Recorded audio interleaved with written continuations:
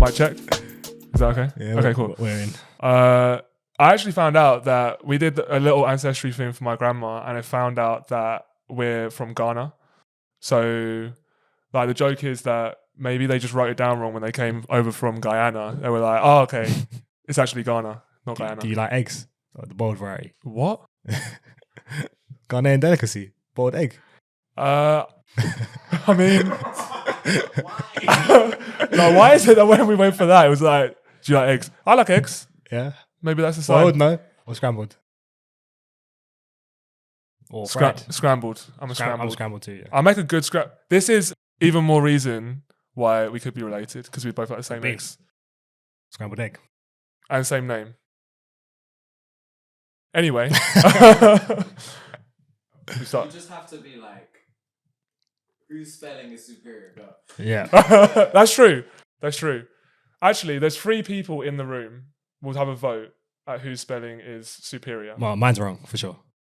Jaydon. Oh, it's like the atypical spelling. Yeah, but my spelling's like Jaden Smith, so I understand if you hold that against me. No, that's fine.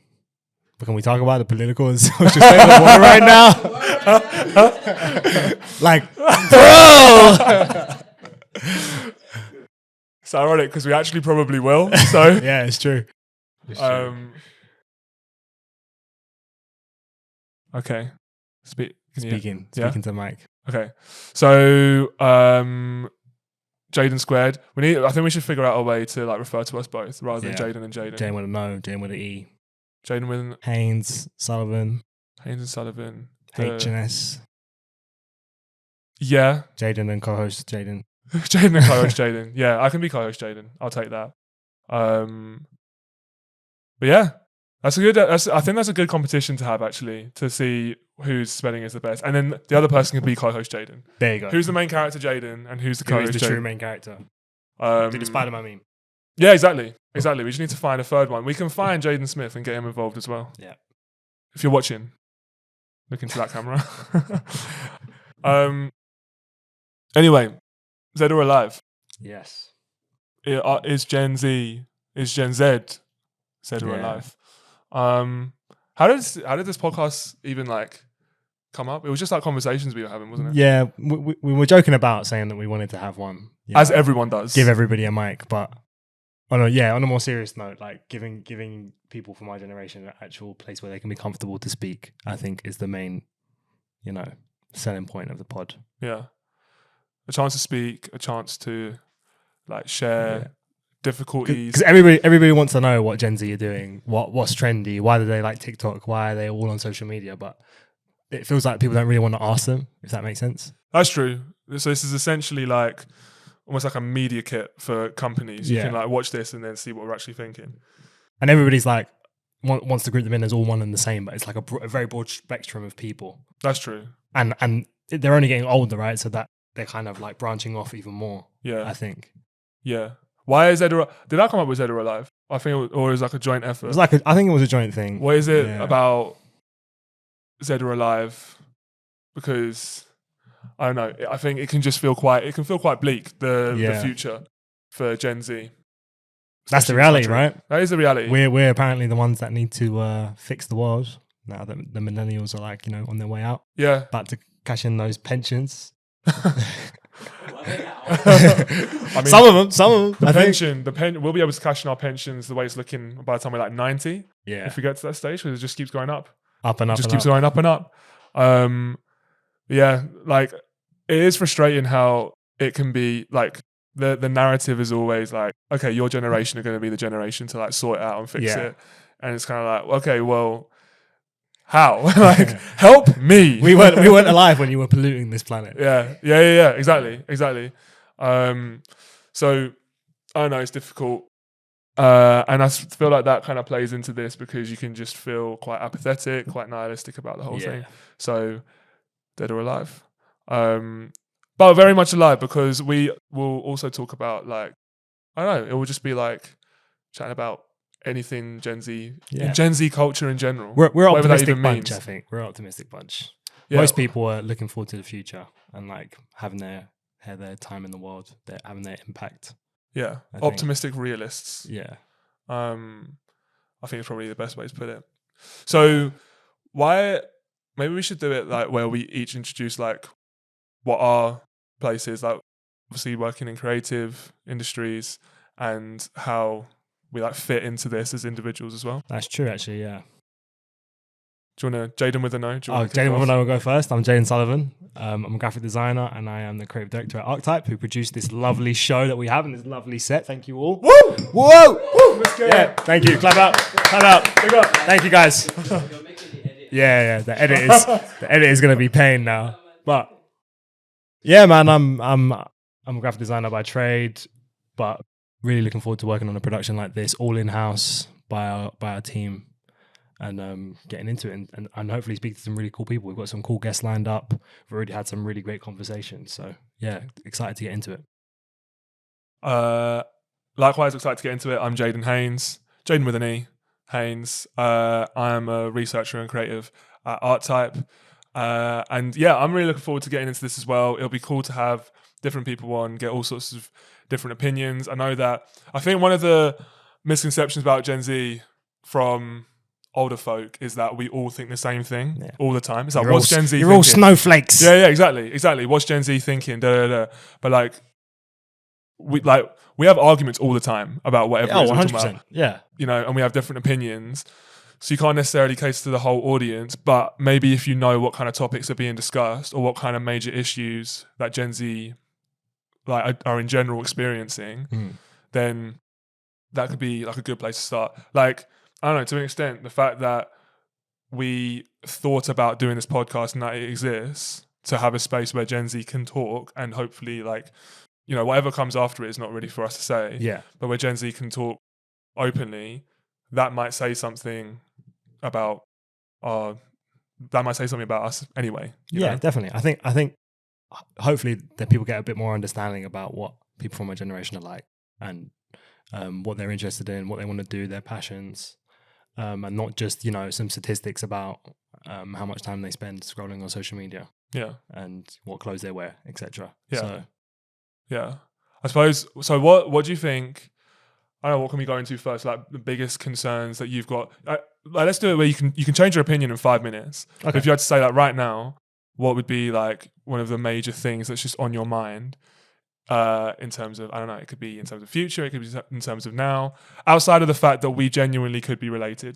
That is very high on the list, yeah. I agree. That's a very likely probability. But yeah, what's something that's on your mind? I think everybody's feeling the squeeze right now. Yeah. I don't think it needs to be stated again. The Freddo price is absolutely out of control right now. That's always the barometer, isn't it? That's the index. The Freddo price. The Freddo price index. Like, yeah, the cost of living is just mental. And I think everybody is worrying about that at the moment. And I think it is hard to pin it down on one thing as well. I mean, everybody's got concerns around the climate, even if they're in the back of their mind at the moment. But yeah, especially the housing situation in the UK, the job market. Yeah, it's definitely on a lot of people's minds, I think. Well, we were talking about like the house prices in the UK before jumping on, and how like I think there might be more people leaving the UK, more like talented people leaving definitely, the UK. For sure. Especially London, because they just get priced out. Mm-hmm. And the standard of living elsewhere. It's not even a case of there's like, again, this conception that Gen Z is all about like, you know, making the most of the brief amount of time on Earth rather than like working really hard or da-da-da-da. And I think to an extent that could be true. Like the pandemic could have had something to do with it. It could just be because we want to like live our life and et cetera, et cetera. But you can do both in tandem. You can foster that kind of environment. But I think like the UK and London especially is not doing well at all at fostering that environment. It's like you work or like you're Zed. Yeah, exactly. It's so true. It's so true. And I think people are starting to wise up to like, you know, their wages eroding, the value that their employees are putting on them is just diminishing. And like elsewhere might not be the best in terms of like the environment or, you know, potentially where they want to live and crime and all those other factors. Like the grass is always greener, right? But true. They're starting to understand, you know, I want to go somewhere where I'm respected, where, you know, I'm treated well, and more and more they're tied to work with a purpose, right? So it's not really that we don't want to work hard. It's just they want their work to be tied to something that they feel like they're contributing, right? And not just, you know, moving numbers around on a spreadsheet. Yeah. And I think, there's been a lot of talk about leadership in the country, how you just want to create like a generation of bankers essentially. So you've got people, and no shade to bankers, if you're a banker, that's fine. But you've got a lot of people incentivized to go down that route. And again, that's fine, but that's not necessarily catering for everyone. And definitely not Gen Z, There's like Gen Z, like there's all those stats about more likely to start up their own like business, more likely to do this, that, and the other, like try and like have a side hustle or whatever. And I think it's just because, part of it we know is because you kind of need to have your hobbies tied to some sort of income. Otherwise, there's no point, especially in this country. Like you can't just have like a hobby just to like do necessarily. A lot of people feel like that, yeah. Yeah. Maybe you can, but I don't know whether the environment that we're in or that we're trending towards really helps with that. Yeah. But moving abroad, it could. And it's tons of things, like cost of living is cheaper. Yeah. But like not cost of living in terms of like, I want to go to Waitrose. It's like, cost of like rent, cost of like transport. We're talking about TFL earlier on. Yeah. And it's all kinds of mad. That is. Yeah, I don't know. What about you? What are you thinking about the most? I kind of similar to what I said, how there's not necessarily the opportunities. I don't think we're moving towards like opportunities that cater for everyone. I think like AI is a big buzzword at the minute, so I think you're going to have a generation of like people firmly in tech, which is fine because it's quite new and exciting, and I think it's quite diverse.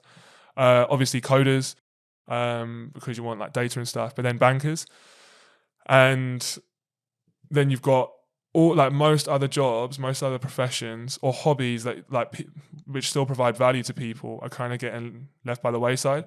The only good thing, I suppose, maybe we've got the pandemic to thank for this, is that a lot of jobs are becoming decentralized. Yeah. So you could probably still work for a company based in the UK, but work abroad. Remote working is a big thing. Yeah, exactly. And I think we're moving more towards that. Although it seems to be fluctuating because everyone's suddenly realised that everyone's a lot more on it when they're in the office rather than I think a lot of people want to get their workforce back into the office, maybe not for the right reasons. Yeah.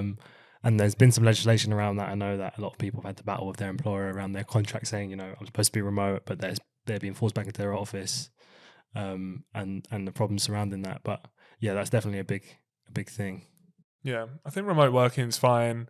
Obviously, make sure you get the job done, but it work like these things work hand in hand. Like if you've got more of a life outside of work, then you can be more committed when you're doing your work. Yeah, for sure. Whereas if everything's just work, you just get left burnt out and like constantly trying to keep up. Yeah, people have got to remember like the old ways of working were in place for like decades, and even centuries, you could say, and like now breaking that down, there's always going to be that inherent like resistance. Yeah, for sure. And I feel like a Gen Z are always have been put in that situation a lot, where they're always kind of at the forefront of things changing, whether that's with technology or attitudes to work or culture. And then like just expected to deal with it like the previous generations did, even though the situations are like entirely different. Yeah. What do you think of the 4-day work week? It was some people. Most people that I think have trialed it, I think from the studies that I've seen, like haven't seen a huge drop in productivity. But again, it's like it's going against the grain of like years and years of like this is the way we've always done it. Yeah. And then when someone challenges that, there's always going to be that bit like people get their back up. Yeah. Yeah. I think if it works for you, it works for you. Do you know what I mean? Like, it kind of worries me because I just know anytime there's like a bank holiday weekend, that following week is pain because you're doing 5 days of work in 4 days. Yeah. And I think that's something that's got to be addressed as well. Like more work might be conducive to like economic growth and everything like that. But if you want to have a workforce that are like happy to work or that are happy, full stop. Yeah. Then you need to try and get the balance. And I do think that maybe the scale has been tipped a little bit too far to like more work is just great because more work just creates more work and more stressed people, which doesn't necessarily. I don't know. Yeah, I think too happy with that. I think our generation is like quite vocal about how they feel about things, when maybe generations in the past will hold their tongue for fear of some kind of punishment, retribution against them. whatever, because they don't want to lose their job. But now it's like we're much more, it might even be just the environment we've been afforded. We're much more likely to speak out and talk about, you know, injustices, things that are not right. And then that leads to more change, I guess you could say. I think Gen Z have like that power to create change, and these including Gen Alpha, I suppose. Yeah, I think so. I think, you know, we've got a lot more tools on our hands now as well to deal with things like that. And they just, I think, some people in that generation definitely feel like the responsibility. They know it's like it's with them. It's not going to be with their parents or their grandparents to fix things. Like it's going to be of us, even if we've inherited those problems. So yeah, they're kind of like, okay, I've got to step up here, or I'm not going to get the future that I want. What do you think? Is there anything that you think is missing to try and get that change? Oh, I don't know. That's a good question. Yeah, I flick back and forth between like how connected I think the generation is in general, like as a people, but like it's also hard to group people like that. Yeah. But we're all so chronically online. Yeah. Maybe we can foster that community. That's the thing. Like if you've got a community of people who are just like always doing something, it could be being online or whatever. It's that unity, and it's that all pushing in the same direction that I think we need. And then if you've got like an issue, I don't know whether like this is a millennial thing or whatever the generations are that's older than that, but you need very clear, like, this is exactly what we want from this. Or maybe that's just how change has come since the start. So it's kind of like you've got a group of people pushing in the same direction and saying, okay, 1, 2, 3, if we get these, then this means that this has been successful. If we don't, then it hasn't. Whereas I feel like sometimes you can get a lot of people organizing for the same thing, but they're all pulling in different directions because they don't know what the same direction I know what looks you mean, like. yeah. And they're like, if the goals aren't met, it's like a failure to them rather than like it's like a progressive scale. But it's impossible to meet the goals of everyone because everyone's got their own individual goals around this same issue that they've all come together for. And then it just leads to like more disillusionment with standing together because like, well, it didn't happen last time. Yeah. How's it going to happen this time? But you just got to have like clear organization, which is really hard. 100%. And people are so different even in these generations. Like, you know, the age spans over a significant amount of time, and somebody born, you know, in the late 90s could be very different to someone born in the noughties or the 2010s. You know what I mean? And so to group them together is like can feel a bit disingenuous at times, I think. Yeah, and there's obviously regional variations as well. Like I was saying to you earlier, like how I don't have TikTok because I can't deal with it because it's just too much. But I know that tons of Gen Z like will happily spend tons of time on it. Yeah. So you know, I mean, it's changed people's lives, man. Like, it has. Yeah. You know what? Not to be that guy, but I remember I was in Spain in 2020 and I was talking about TikTok and all my peers were like, you know, that's for like teenagers. What are you doing? Da da da da da. And now look at it. So I jumped on it quite late. I can't lie. Maybe like in the last like 2 years, I've really like been on it. Yeah, but it's mostly just memes. I can't lie. I just think everyone in Spain at the time, they were just like they were all on it, and I was like, this is actually quite funny because it's like Vine, but I thought it was for kids. It's funny how that works. Yeah, and it's funny what sticks as well, isn't it? Like TikTok stuck, but that we were talking about before, like House Party, Be Real, and things like that, and Clubhouse. Yeah, Clubhouse had its time in the sun. I think it flew too close. Yeah. Icarus. Yeah, it was. I think Be Real's good. I don't mind Be Real out of social medias that are out at the minute. Like there's a lot of people who say it's kind of had its time and it's not really a thing anymore. Yeah, but I quite like it. I think it's fun to like. I don't know. Maybe it's funny how it forces you to be on there at regular times. Yeah, but like you still spend more time on other social media that's like unregulated. For sure. But I don't even go through it to like what anyone's doing or anything like that. It's just I don't know. It's like the opposite to Instagram. I think that's how it was marketed, right? Because there's no like highlight reel. It's just what are you doing then? That point in time, that snapshot, And also you kind of get rinsed. So obviously you get a notification, but you don't need to upload at that. Have you got it? I haven't got it, no. Okay, so you get a notification, but you don't need to upload at that time. And if you upload later, it obviously says like Jaden uploaded 6 hours late or whatever. Oh, okay. So you can tell if someone either just missed it or whatever. But you can also tell if someone took a picture, looked at it, didn't like it, and then retook it. Oh, really? Yeah. Wow, they really put you on blast. So if it's like uploaded on time, first picture, then you know someone saw the notification, bang, took the Smacked picture, it, yeah. and it's done. But then anything else, you can tell like how curated it's been. Right. But the fact that something like Be Real, where you literally just have your mates in it, there's no discovery of like new people or brands or Yeah. anything like that. The fact that something like that is still being used as a highlight reel to an extent, man, That's wow. pretty cool. That's pretty cool. It's an interesting thing. Like maybe our personalities are just on social media. Who are we without those social media profiles? For a lot of people, I think their identity is tied to, you know, what they share rather than who they are. And you know, people use it as a tool to kind of shape who they are, I guess, a bit. Yeah. I'm seeing it more like with like younger Gen Zs as well. Even if, I don't know, you know when you like go play Call of Duty at your mate's house or something like that, like back when we were like teenagers or whatever. Now, obviously you can play online and they'd rather play online with each other, but I still feel like you miss like the actual like seeing each other. It's different. It's being different. in the room with someone, yeah. But they'd rather do that. Even if like, I don't know, they could live like beside them. I can't lie that the Xbox party used to go off. Yeah, it did. That's true. It was toxic. It was That's toxic true. as hell. It was toxic hell, mate. It used to go off. It used to go off. I remember I got kicked. I got kicked twice from a party, and the way I got kicked was they were like, Jaden, what'd you do to a ball? And I was like, what are you talking about? And they were like, do you kick it? I'm over it now, clearly, but the Xbox parties were brutal. Yeah, they were. And then, how did you go? Have you been Xbox the whole way through? No, I started. We should go all the way back. Go all the way back. All the way back. Probably Game Boy Advance, my first one. Yeah. And then the wide one. No, the flip. The flip one. I think that's SP. That's the SP. Yeah. Yeah. That was my first ever console, I think. Yeah. And then after that, PS1. Yeah. PS2. Yeah. You had the PS1? I had a PS1, yeah. Have you still got it? I don't actually, unfortunately. I had the Power Rangers game, okay, banger, and I also had Spyro. Okay, I think I had Spyro as well. That was it. That's the only two games I had to my name. I think I had PS1, Crash Bandicoot. Crash Bandicoot, banger. Yeah. Love that.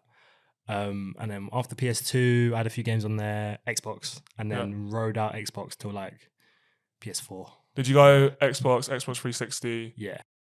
And then whatever. And then I think I went PS4, PS3 after that, but yeah. Yeah. Xbox 360, get cracking. Xbox 360 was good. That was an iconic time. I had that. Yeah. That was oh no. Oh god. I mean, I had a Wii. Yeah. It was like spend all day with your mates at school, go home. Yeah. Get on the Xbox Live. What would you be playing on Xbox Live with your mates? It's almost exclusively COD, if we're being honest. It was Call of Duty? Yeah, just Call of Duty. We were always playing FIFA. That was our thing. I'm not very good at FIFA, so that's why I kind of... I'm not very good at COD. Like, I feel like those teenage years in gaming, like between the ages of like, I don't know, 11 and 14, 15, whichever game you're playing then, that's going to be your game that you can take forward. You can always just jump in no matter what happens going forward. I think I was kind of same as you. 360, PS4, PS5. It's good. And now Switch is like... Switch is pretty good. Switch is pretty fun. Yeah. I mean, I wish they had like a throwback Pokemon game that you could play like on the Switch, but like a throwback one. Do you know what I mean? Yeah. Like with the old regions and everything. Yeah, that would be very cool. That's what the Gen Z want. Yeah. A throwback Pokemon game. Yeah. It's funny because they say a lot of people that are Gen Z are like reminisce about the 90s, but they weren't born in the 90s. No, I was born in the 90s. I am a 90s baby for about... Say the year. 8 months. Okay, so 99. I'm 98. I'm not much better. 99. Yeah. Does that mean that we qualify as 90s babies? No? You were born in the decade of the 90s? Yeah. No, but I thought it was like if you grew up in the 90s and you're a 90s baby. No? I wouldn't take that away from you, personally. Yeah. I don't know. I'm going to claim it because it's... Yeah, I'm a 90s baby, man. I don't want to be a naughties baby, particularly. No. There's also something to be said about like you grow up poor and the 90s stayed until 2005. Right. You're still living in the 90s. You're still living in the 90s, right? Some people still live in the 90s now. Yeah. It's just going on. It's just going on. To be fair though, that could be in the best way. 90s is doing this thing. Although it's more 80s now. 80s is making a comeback. No? Yeah? What is it, like 30 year cycles? They just come back over and over again? Yeah. I don't know. Probably more 80s. All right. So on Zed or Alive, what kind of people are we going to have on? What kind of topics are we going to be discussing? What are you excited for? I think it's all exciting. I think we have a really good mix of people. We've got some people that own businesses, run fashion brands. We've got some artists, some people that record music, write music, some people who are activists for the climate or other causes. I think it'll be interesting to see the different experiences of everybody who comes on. Yeah, I agree. I'm especially interested in like people who've got their like own businesses. Yeah. Because that's hard. And it's like the hallmark, isn't it, of our generation, the hustlers. Is it? It is like, it's just, everyone's got their own business. Do you remember there was a tweet or something? It was like, people having a clothing brand is like the new SoundCloud rapper or something like that. And it's kind of true. Like, stop giving people Gildans. Is that the new one? Hey, I never did that. I never did that. But yeah, I mean, I'm interested to see like, especially the businesses that have like survived through everything, whether it be through like just being a young business owner and having to deal with that, through like cost of living crisis, through the pandemic. Pandemic is a big one. Like people like Gen Z at such a young age needed to deal with so much change. Like Gen Z business owners needed to deal with so much change whilst learning the ropes. 100%. So going through that, like they're kind of like hardened like business owners, really. Yeah, for sure. For sure. You know, like not even like some big businesses survived the pandemic, let alone the smaller ones. So excited for that. And I don't know, I think one of the main things that I'm looking forward to is just seeing what everyone's outlook is for like the future, because it seems really bleak. Yeah. But as you said at the start, we're kind of optimists about, well, we are optimists. Yeah. But it should be interesting to see what our guests say. And there will be some guests, I think, that are not directly from that generation, but maybe work with them quite a lot. People in the sociology, psychology space, maybe, potentially. I'll just end up going down a rabbit hole. Like, why do I feel like this? And then it will just keep going down and down and down. It's not fair procession. No, but I don't know.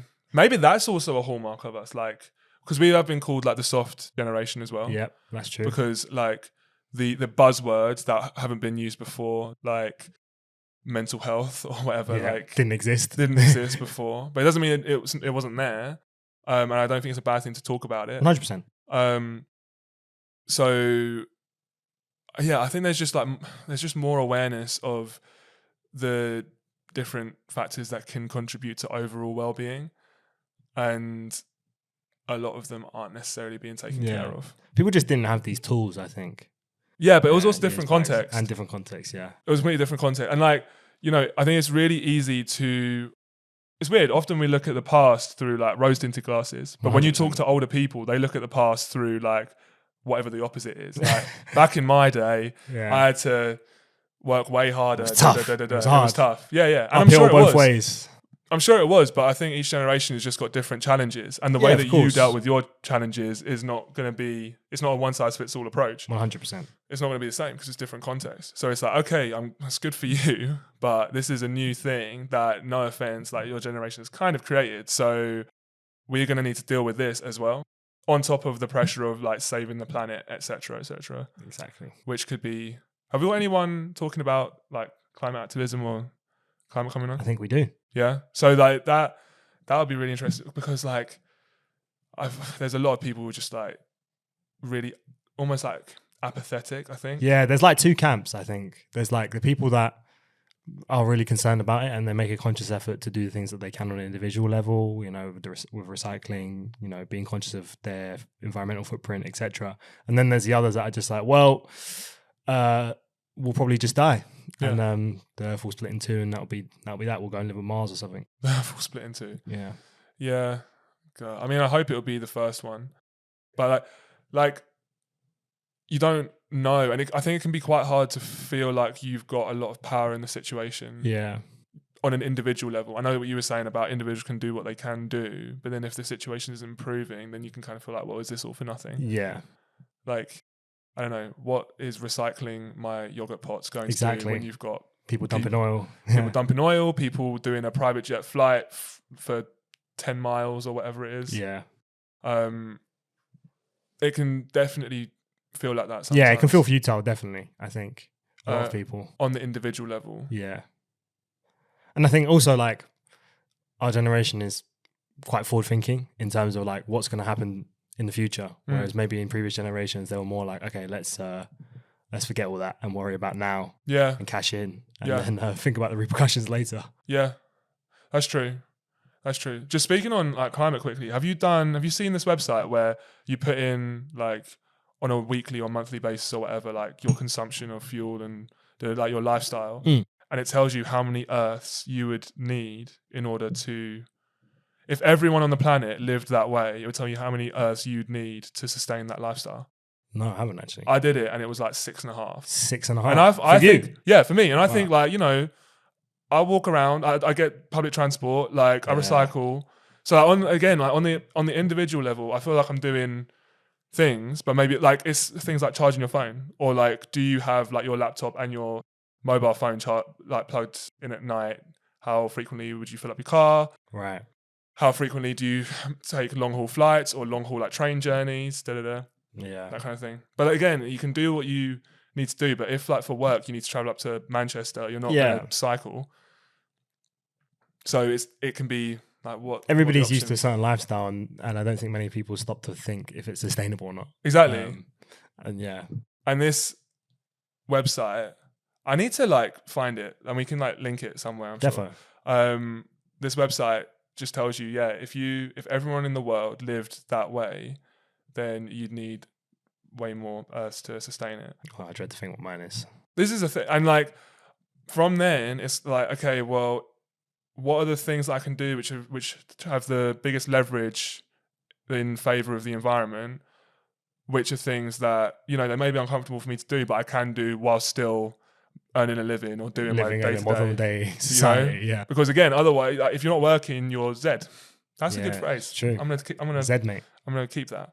But yeah, in order to work, you kind of need to do a lot of these things in order to survive, in order to live. So you can feel stuck between a rock and a hard place. A lot of people say, do we really need to work? And then that peels back another layer, doesn't it? If you don't want to be Zeds, then yes, you do.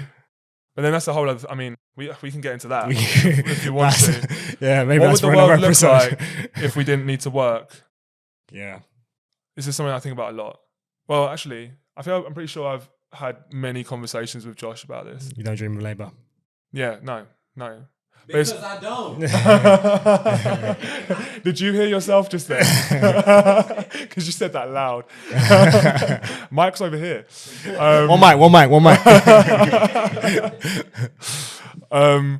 No, it's true. And like my theory of it, I know that people say, "Oh, no, everyone would be like really lazy if no one had to work, then everyone would be really lazy." And I think people would take maybe like a good set of time off to just chill out because we need it. Everyone's exhausted. Yeah. But I think people would then, you've just got more time to discover what it is that you're interested in. That's true. You know, you've got more time to... And I've got a question. Go on. If you didn't have to work for money, would you still be a researcher? Would you still do what you do now? Oh, yeah, because I'm not necessarily what I do now, because like the nature of being a researcher is that it's for a client, right? Yeah. And I do think that if you're getting paid to do something, by default, it's not something that you would do anyway. Do you know what I mean? Like by default. Depends. No, because if you've got like a real passion that you would do without getting paid whatsoever, and then someone offered to pay you for it, instantly they can dictate the nature of like, you know, the work relationship or whatever it is. They can dictate the terms on which you do that thing. Right. Which, in my opinion, stops it from being a hobby, because it's not something that you're doing on your own regard. It's not something which you have total creative control over. So that's my theory on that. It's a working theory. I'm not too sure about like the ins and outs of it. But I also really like researching, being analytical, not necessarily crunching numbers and stuff and things like that, but looking into the past, like why are things the way they are, thinking about like these greater questions, do we need to work or whatever?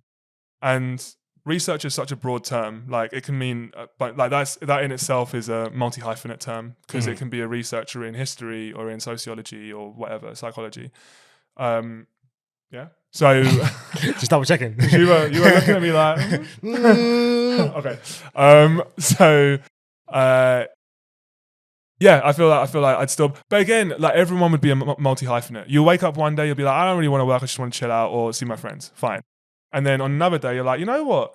I was walking the other day and I was just wondering, where do, like, we have got the same name and we're both from St. Lucia. I wonder whether we are related. Let me go and research into that. And you just do that. And you do that and you go down that little rabbit hole until you get bored. And then you just find another rabbit hole another day.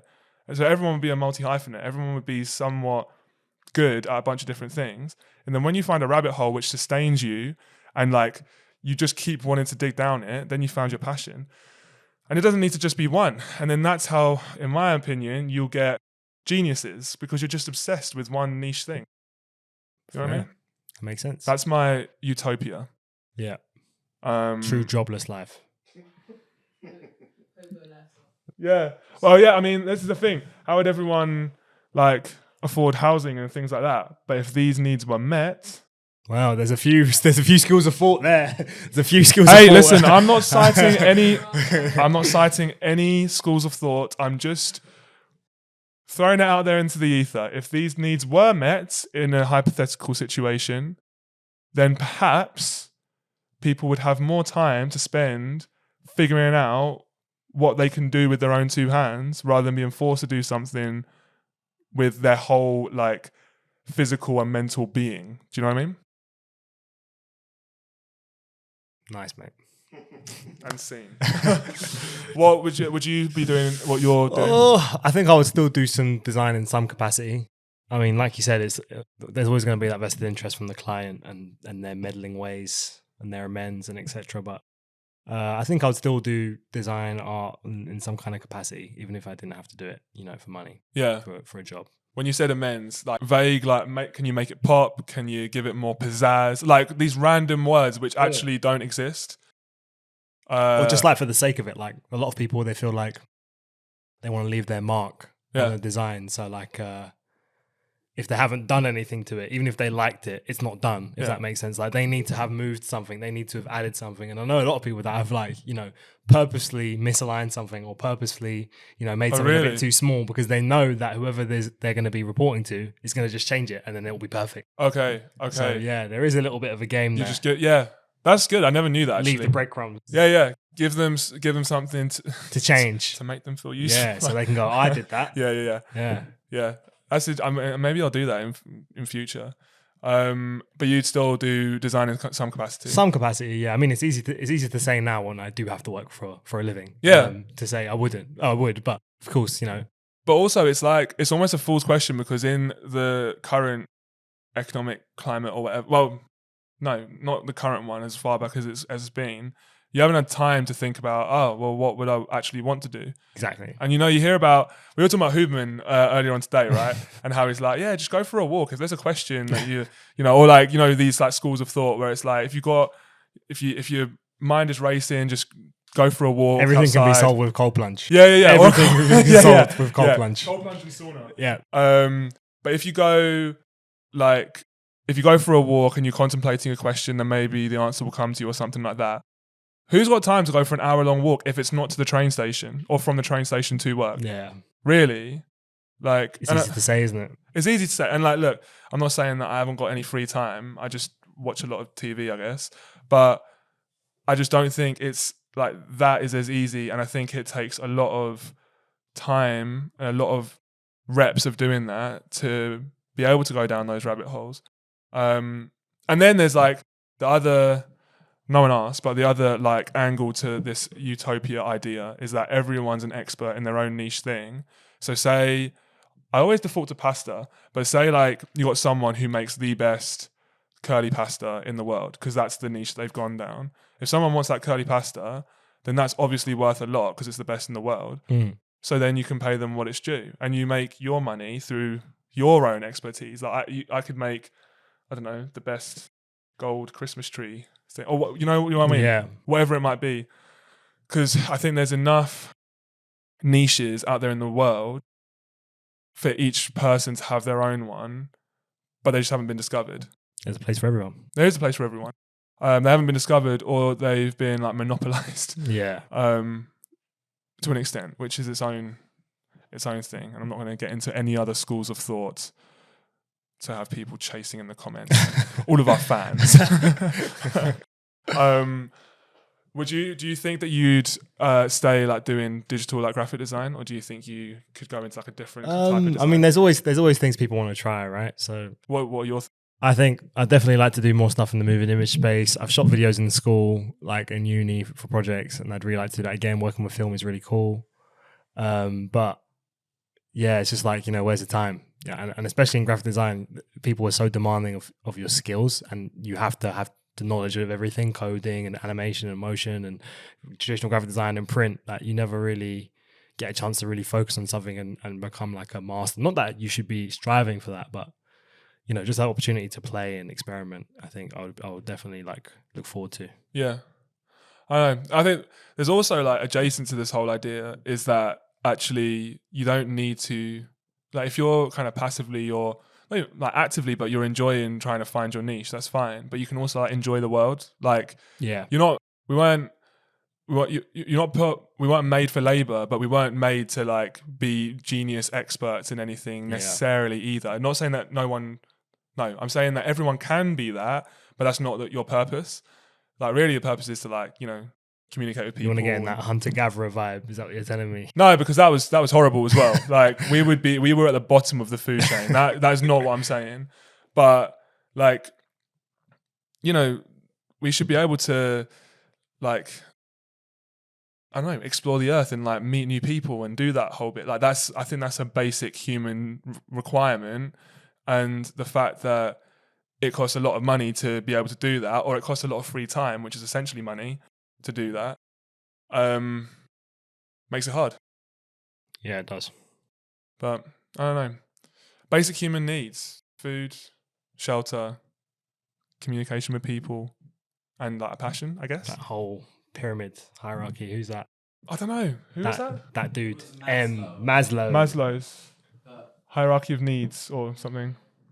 Still good. The thing of like how those needs intertwine and connect in it. Yeah, because it's all holistic. Like, all these needs like all come together, which is why you can't just like pick one and be like, okay, let's focus on that one, because then inevitably like you're going to be pulling away from the other ones. Yeah. I mean, there's a way.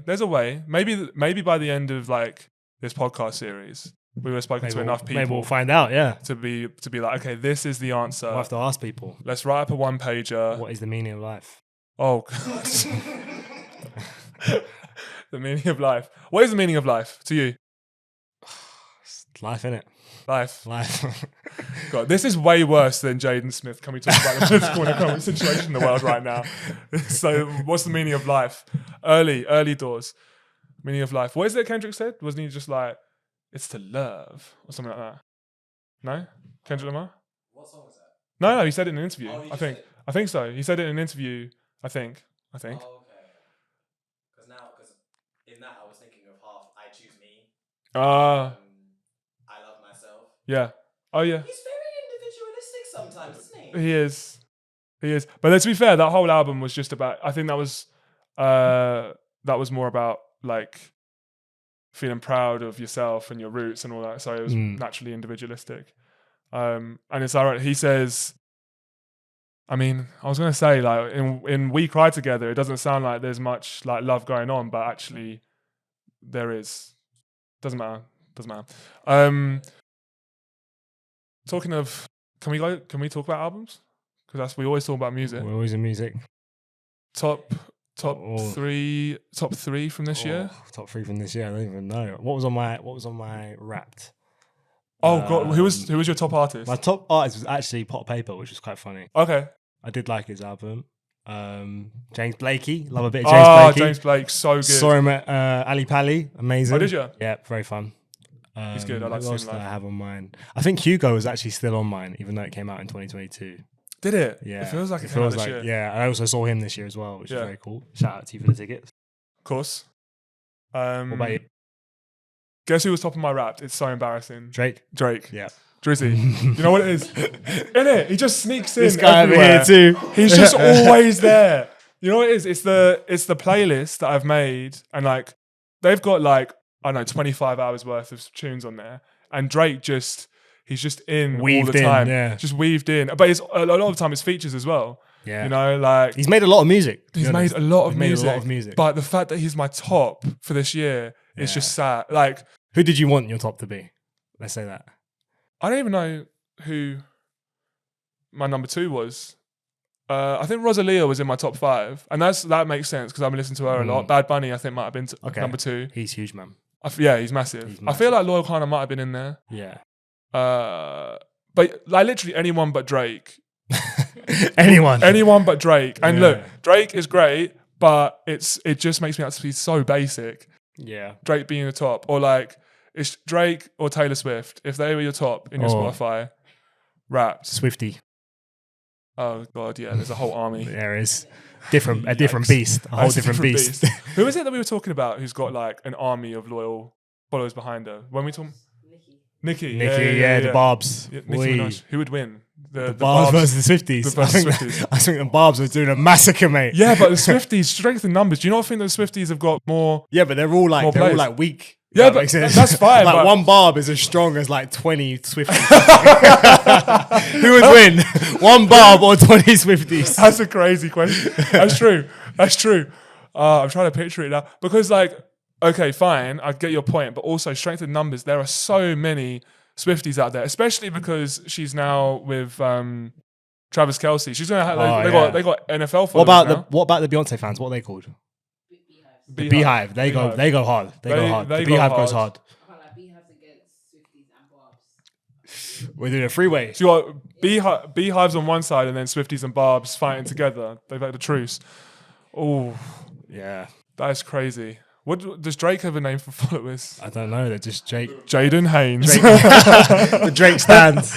Drake stands. Just embarrassed. He's the best rapper alive. Hey, I mean, listen. If we're going back, has he beaten Michael Jackson now? Drake? I think so, yeah. He has. He might have beaten him. I'm not happy with that. In spite of my raps, that's not, I'm not, this is my fault. You're part of the problem, mate. I actually, like after raps came out, I audited through like some of my playlists and I was like, that's got to go. Like these songs from these albums. Yeah. Little house cleaning. But he's got some good albums, you know what I mean? Oh, it's just undeniable. It's just like, you know, I'm sure there's people that did hate Michael Jackson as well when he was out and about. But I mean, he's undeniable. He is undeniable. I think it's weird that Drake is the number 1, but like he's the number 1 guilty pleasure as well. Like, I feel embarrassed to admit that I like Drake, but I do. Like, I can't. Yeah. I can't give like a full explanation for it. But I just summarize it as I don't like him. Yeah. But I love his music, and he has a lot of music again for gym. Yeah. Sad feelings, want to go for a walk. I also think it's a consequence of. For a night out, like you're gonna hear Drake everywhere in so many different contexts. But yeah. There's an element of feeling embarrassed to be a fan. I feel like he still feels like a guilty pleasure, which is annoying, but you can't deny that he's inevitable. Yeah. That's it. He's It's inevitable. been in the game so long. It's definitely. Yes. It's just having so many albums and just being around for so long. But I think you're right in the sense that. Like every mood you could have, every social situation, there's a Drake song. Yeah. Like, all of them. They fit in. One situation that you can't play Drake. Could you play Drake at a funeral? Yeah. I knew you were going to go to that straight away. It's like, could you? Yes, before you even asked. Yes. Not at my funeral. What song? What song were you playing then at the funeral? Drake funeral. At a funeral. At Drake's funeral. No, at a funeral. What Drake at a funeral. song? Start from the bottom. Started from the bottom.